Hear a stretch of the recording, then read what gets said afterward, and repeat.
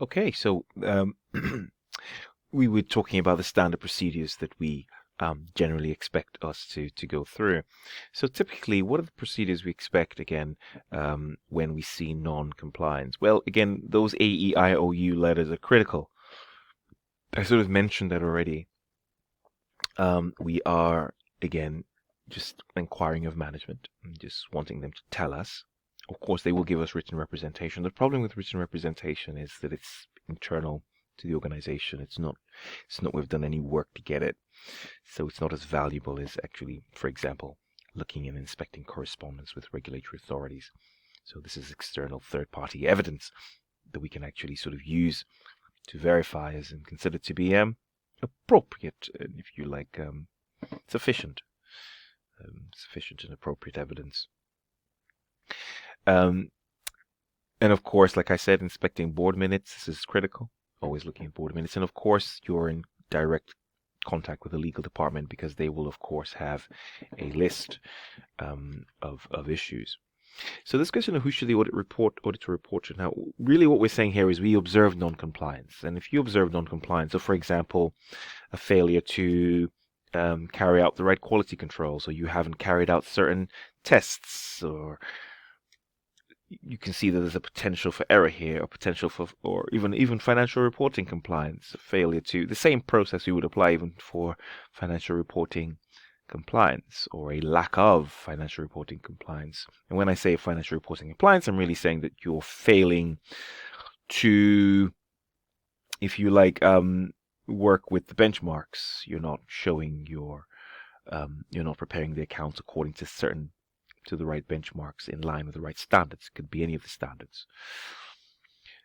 So who should you report to? And of course, typically, of course, you're wanting to, of course, discuss with management, first of all. I guess this is a question of materiality, but the question here is that the standard process or the standard group we speak to are those charged with governance.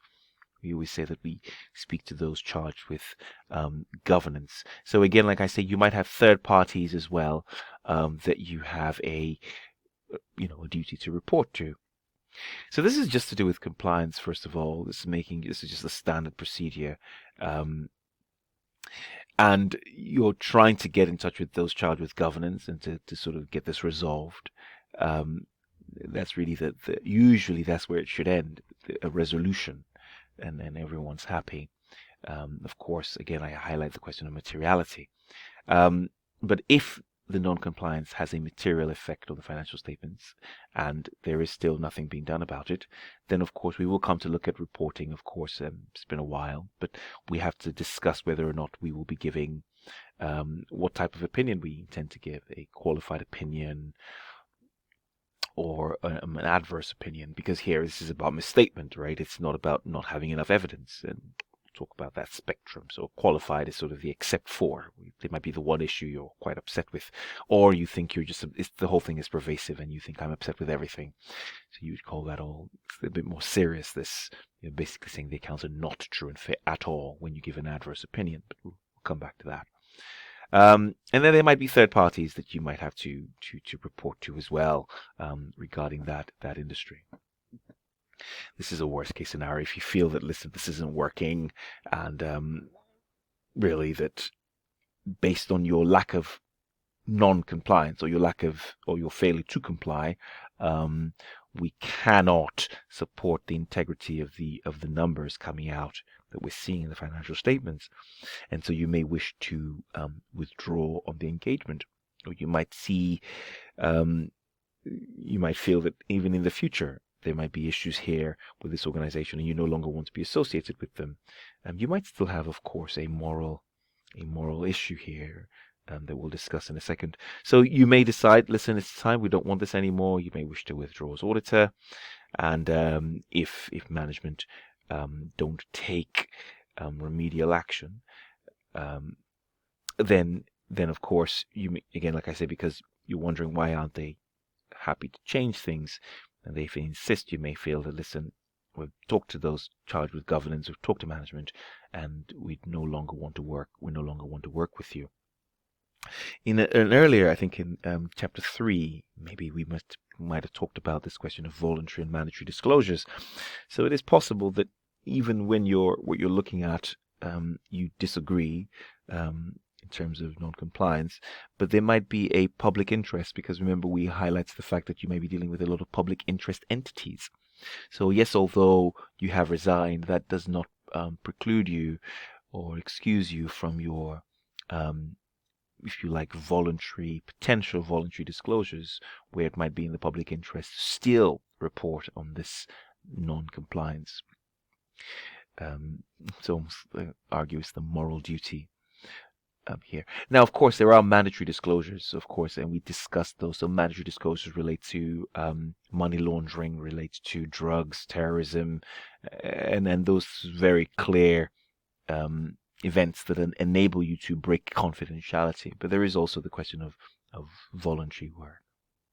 As I've highlighted here, that it's not over just because you sort of say that we're no longer working for you. You still have some responsibility, if you like, to stakeholders. I say stakeholders, not shareholders, because of course they are they have a public interest, if you like, in that business. So withdrawing from the engagement cannot be a substitute for non-complying with other responsibilities. It's his responsibility to report the entity, and you cannot resign in order to avoid this. So, yeah, ethical requirements, require to actually think about that. So what we now have is this if you like, this sort of paper that's come out by the ethics board, if you like, of the standard writers, NOCLA it's referred to, and that really sets, if you like, guidelines for accountants, for people within the industry who are carrying out audits, on how to deal, if you like, with clients who refuse or who are non-compliant. And NOCLA simply means non-compliance with laws and regulations. And it really gives you guidance, because you have this, it's a struggle, isn't it, where you're dealing with clients, your focus, yes, is on the financial statements, but your client is non-compliant. So the question is, how do you manage this? Again, like I said, that here you have, again, regulation, if you like, and material coming out, if you like, within the standard boards to provide guidance. So I guess the word I was really looking for was guidance on how to deal with PIEs or companies that are failing compliance.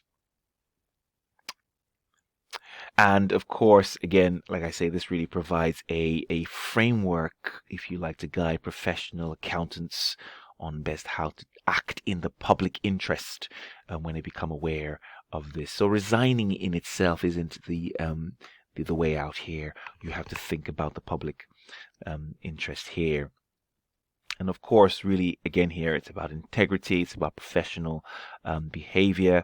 And we've sort of highlighted some of these already, that the aim really here was to alert management, which we did, enable them to rectify, mitigate, or if you like, the consequences, and sort of really try and get them to fix things, of course. And if it's when you're noticing a resistance to that, or they're refusal, then you have to think about taking further action going forward. And of course, like I said earlier on, these are all, to be honest, a lot of these are here are mandatory disclosures. So when you observe this type of thing here, this is very much important. This is all very mandatory. Voluntary really is really a matter of judgment and being in conjunction with your lawyers to make sure it's done in good faith and nothing spiteful. But all very important that you are able to disclose on these events, if you like, if you feel there's a problem. And of course, again, like I see here, that it's not just the work of auditors, a number of accountants, auditors, non-auditors, and people who have access to this information should be ready and willing to act in the public interest. It does feel a little bit like whistleblowing, but it's not really about that. It's about, again, acting in the public interest. And of course, it allows people to then trust us as accountants, if you like, and strengthening our reputation. The struggle again, like I say here, is we're being paid by this client, and we're to kind of do one thing, but we're observing sort of misbehavior in another part of their industry that might not in itself. I mean, it could be. I know it sounds all very strange, that it could be even to do with their supply chain. The fact that the very initial bit of the supply chain they might be non-compliant with trade agreements, good trade agreements, fair trade agreements, if you like, and they might be sourcing their raw materials, if you like, from scrupulous sources. So your relationship or your association with a business like this, people will ask the question that what did you do to at least test for compliance? Of course, it's understanding the internal controls within the organization. So a range of characters have a role to manage this situation, and that's where we should all be going. So, you, of course, further research in the matter, standard setters, of course, and actual accountants as well. Okay, great stuff. Yeah, we'll stop there, and I'll see you in part 4.